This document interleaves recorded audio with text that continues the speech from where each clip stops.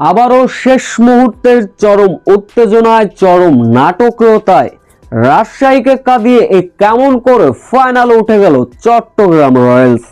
বিস্তারিত জানতে ভিডিওটি না টেনে সম্পূর্ণ দেখার অনুরোধ রইল।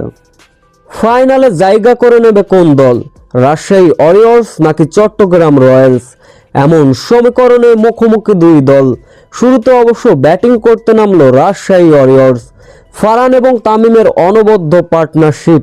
ফারহান অবশ্য 21 রানের সাজঘরে ফিরলেন, তামিম ফিরলেন 41 রানে।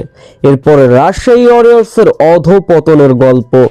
নাজমুল হোসেন শান্ত, মুশফিকুর রহিম, আকবর আলী, জিমিন ইসলামরা যখন দ্রুত সাজঘরে ফিরলেন, বলার হয়েও ব্যাট হাতে তাণ্ডব চালালেন সাকলাইন।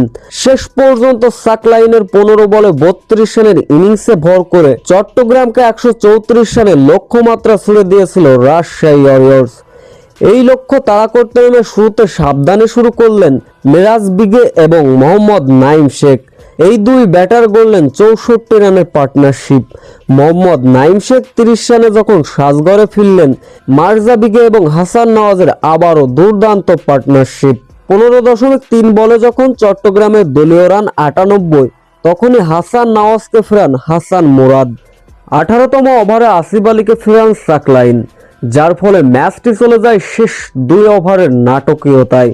শেষ 2 ওভারে চট্টগ্রামের জয়ের জন্য প্রয়োজন ছিল 19 রান।